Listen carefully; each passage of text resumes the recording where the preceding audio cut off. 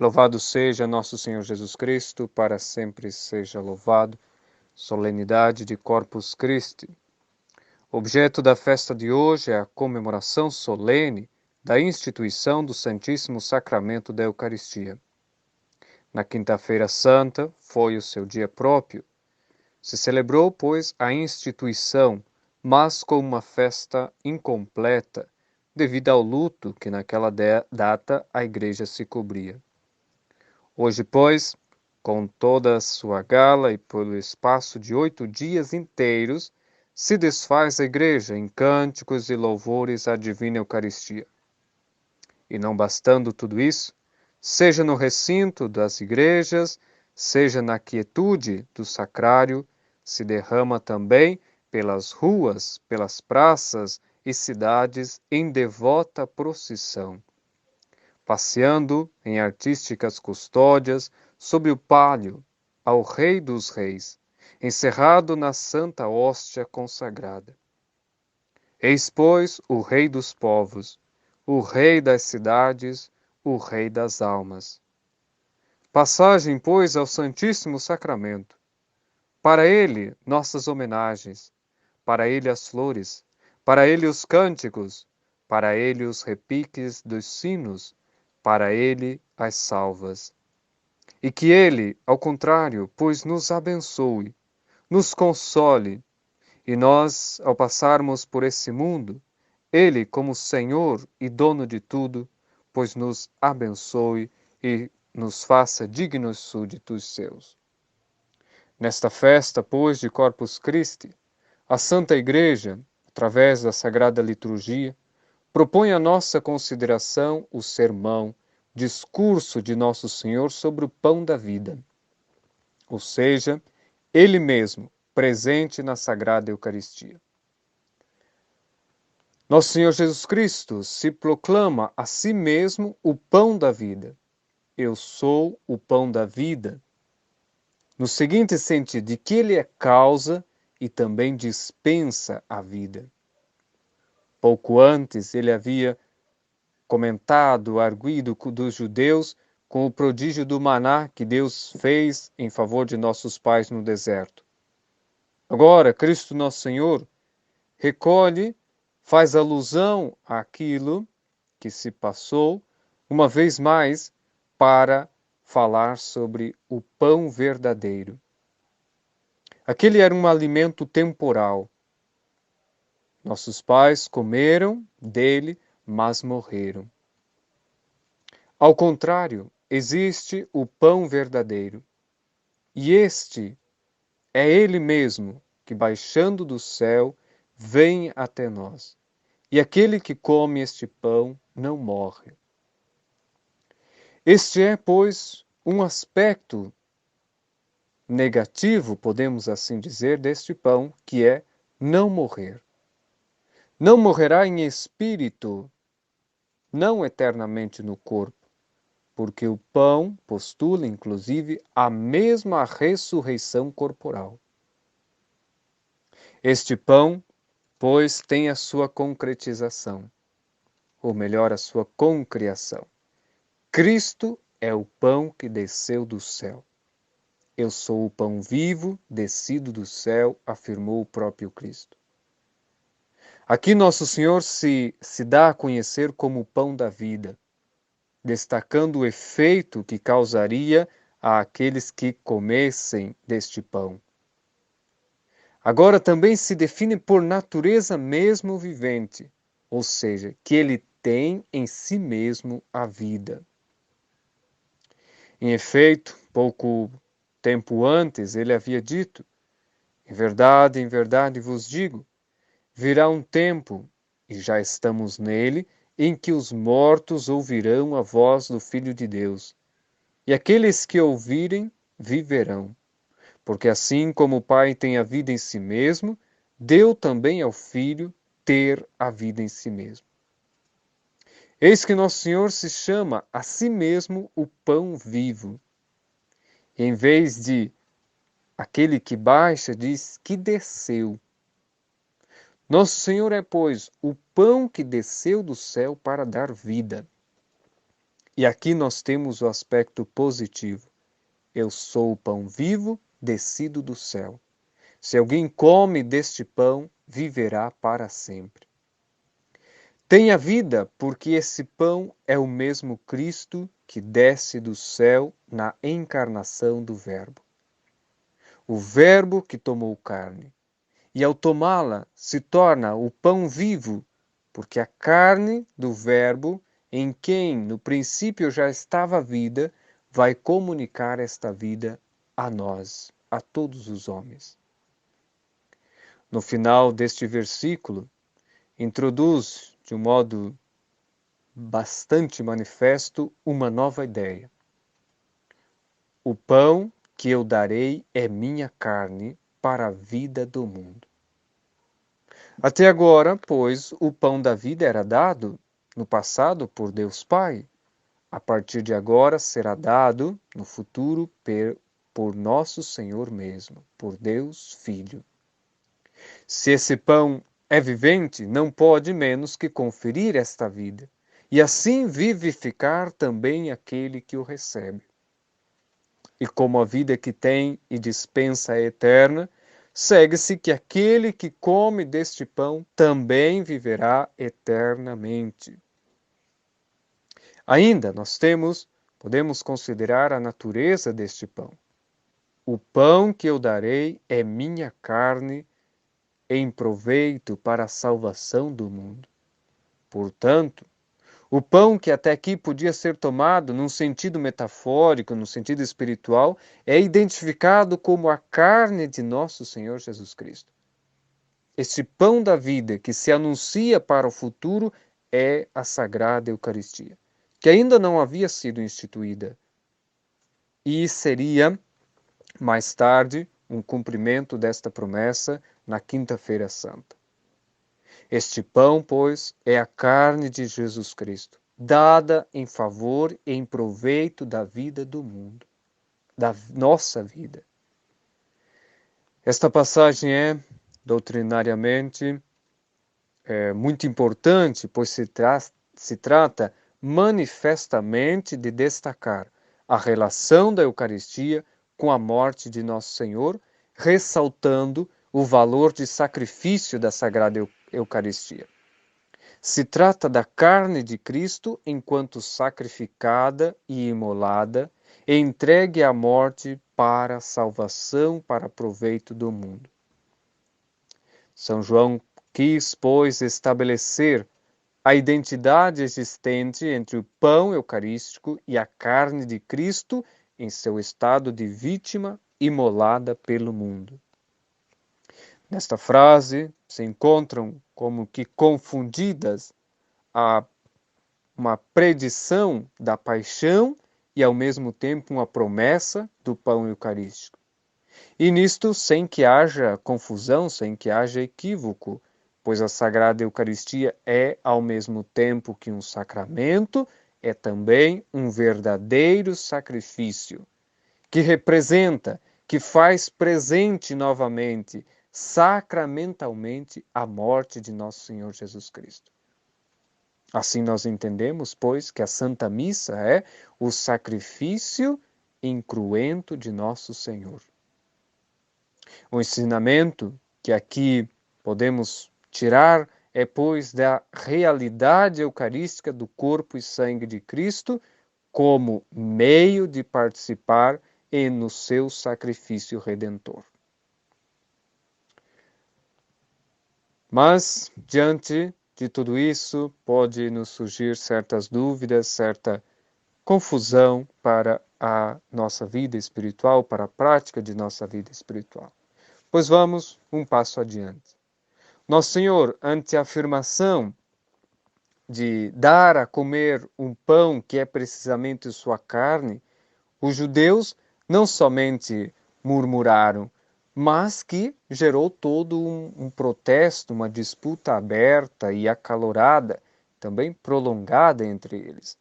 Perguntavam, pois, como poderia ele dar a sua carne a comer? Este eterno como é o que nós encontramos no modernismo, é o que nós encontramos no racionalismo. É como que impossível que realmente aí esteja a carne real de nosso Senhor.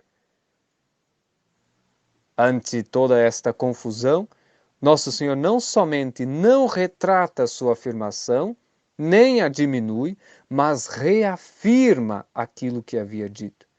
Expõe de um modo mais claro e mais forte, com um realismo máximo. A expressão se faz com a fórmula introdutória solene de Nosso Senhor. Em verdade vos digo. E Nosso Senhor repete, pois, aquela mesma ideia de um modo mais firme. O pensamento exposto com o ritmo de paralelismo, se não comerdes a carne do Filho do Homem, se não beber o seu sangue, não tereis a vida em vós. O que come minha carne e bebe meu sangue tem a vida eterna, e eu o ressuscitarei no último dia. Porque minha carne verdadeiramente é comida e meu sangue verdadeiramente é bebida. A doutrina que aqui se expõe pode ser resumida em 3 pontos. Pois vamos lá. O primeiro ponto é a necessidade de comer e beber a carne e o sangue de Cristo. Segundo, porque sem isso não se tem a vida eterna. Se trata de uma realidade que vai além na alma, que já está na alma e que a situa na vida eterna. Terceiro, como consequência da possessão da vida eterna que esta comida e esta bebida conferem, se ensina aqui, podemos dizer, o valor escatológico desse alimento, pois os que assim haviam sido nutridos, nosso Senhor os ressuscitará no último dia. É, pois, uma grande promessa de nosso Senhor. Por 4ª vez, Jesus promete juntamente a vida da alma e a ressurreição do corpo. Antes fez a promessa àqueles que creem, agora confirma falando da comunhão eucarística. Para entendermos um pouco melhor, nos voltamos ao pensamento de São Jerônimo, que assim nos diz: por isso a Igreja prescreve a comunhão pascal. O pensamento de São Jerônimo, que aquele que devemos nos apressar para chegar a esta mansão desejada sem o pão celestial. Por isso, então, a Igreja nos prescreve a comunhão pascual, recomenda a comunhão diária. São Pio X estabeleceu que a idade para a comunhão seria aquela na qual a criança já consegue distinguir do pão eucarístico do pão comum, de sorte que pode aproximar-se devotamente do altar. Que não se quer um perfeito conhecimento das verdades de fé, mas que basta alguns elementos, ou seja, o conhecimento delas. Assim, estimados irmãos, Nosso Senhor continua com a sua explicação. Quem come minha carne e bebe meu sangue, permanece em mim e eu nele. São Cirilo de Alexandria compara esta união com a fusão de 2 velas de cera sob a ação do fogo, e já não formarão senão um só círio, uma só vela. Assim como o Pai vive, o Pai que me enviou, eu vivo pelo Pai. Assim, o que comer minha carne também viverá por mim. Notemos que Cristo se compraz amorosamente em viver pelo Pai, em viver do Pai, não obstante ter recebido desde a eternidade o ter a vida em si mesmo.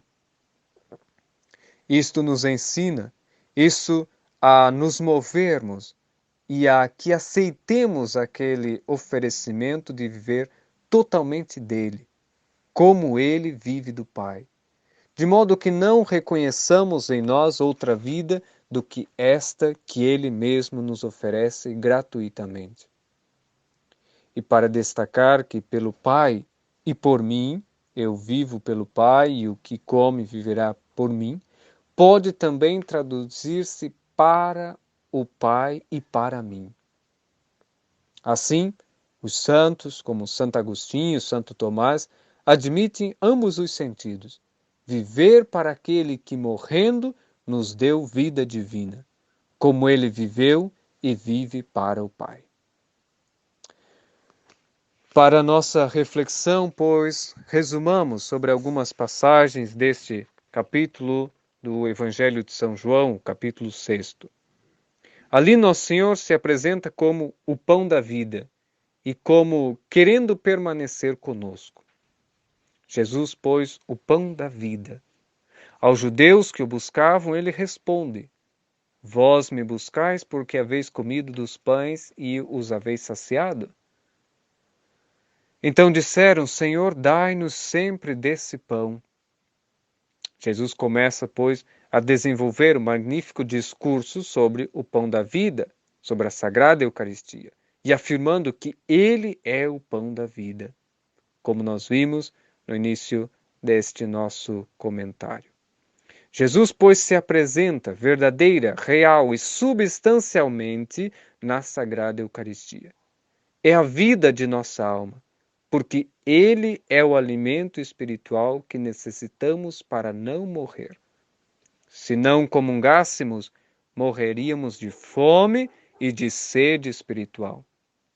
A Sagrada Eucaristia é o alimento que nós necessitamos para crescer na vida espiritual, para nos fortalecermos, para seguir vivendo e para chegar ao céu. O pão da vida é nosso Senhor. Então, que Jesus, na Sagrada Eucaristia, que o Santíssimo Sacramento seja a vida de nossa alma. Digamos, pois, que com intenção reta de peçamos a nosso Senhor que nos dê sempre deste pão. Outro ponto, resumido para a nossa meditação, pois, Jesus permanece conosco. São João Batista, certo dia, viu a Nosso Senhor vindo a ele e disse a seus discípulos: Eis aí o Cordeiro de Deus que tira o pecado do mundo. Outro dia, São João se encontrava de novo com os discípulos e, fixando-se em Jesus que passava, repete: Eis aí o Cordeiro de Deus. Os discípulos, ao ouvirem falar assim, seguiram a Jesus. Este se voltou e, ao ver que eles seguiam, disse: O que buscais? Mestre, onde vives? Foram, viram onde ele vivia e ficaram com ele.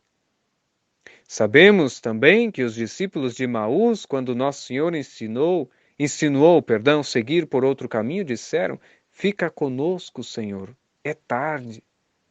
Como fará Jesus então para ficar conosco? Sabendo que havia chegado o momento de regressar ao Pai, de regressar ao céu, quis permanecer conosco. E não por mais alguns instantes, não por mais alguns dias, mas até o fim do mundo. E por isso, na Quinta-feira Santa, institui a Sagrada Eucaristia. Graças, pois, ao Santíssimo Sacramento, Nosso Senhor fica conosco e nós podemos estar com Ele. Nós podemos fazer-lhe companhia, nós podemos adorá-lo na Sagrada Hóstia. Se recebemos a Jesus, se Ele fica conosco e nós com Ele, pois Ele vive em nossa alma e todo o nosso ser fica com nosso Senhor. Como é grandioso tudo isso! Como foi bom e como é bom nosso Senhor para conosco. Nos ama e demonstra todo o seu amor permanecendo conosco no Santíssimo Sacramento. Se amamos, pois, a Jesus, também devemos acompanhá-lo, permanecendo junto dele no Santíssimo Sacramento. Sejamos com ele, junto dele. Tenhamos uma verdadeira vida de piedade eucarística, pois aquele que come e bebe deste sangue permanece nele, permanece em nosso Senhor. Comunguemos para responder ao desejo de nosso Senhor, para alimentar-nos de nosso Senhor, para unirmos a Ele e para que nos transformemos totalmente neles. Por fim, podemos pedir: dai-nos sempre desse pão. Vivamos da Sagrada Eucaristia.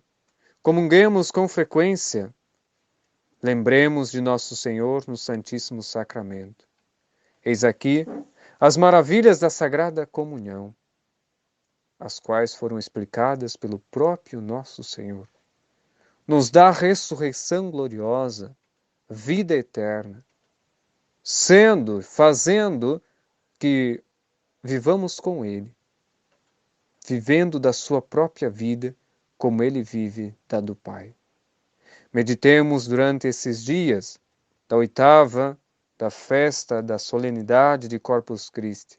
Aproveitemos para meditar o Evangelho segundo São João, de modo especial capítulo 6. Peçamos a Nossa Senhora que nos faça compreender todas essas verdades, penetrá-las, degustá-las, saboreá-las.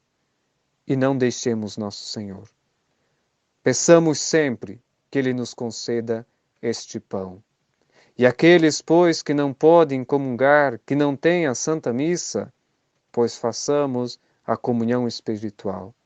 Peçamos a Nosso Senhor que venha em nossas almas e possa realmente nos alimentar, nos consolar, nos conceder todas as graças que necessitamos. Sejamos também agradecidos, pois diante de toda a crise em que vivemos, Nosso Senhor nos dá a graça de ainda termos fé, de ainda acreditarmos na Sagrada Hóstia, de ainda podermos render nosso culto, nossa homenagem de modo público e manifestar nossa fé na Sagrada Eucaristia, no seu corpo e no seu sangue, presente na Santa Hóstia. Que Deus nos abençoe, que o bom Deus continue nos cumulando de muitas bênçãos e que nossa boa Mãe do Céu interceda por nós. Em nome do Pai, do Filho e do Espírito Santo. Amém.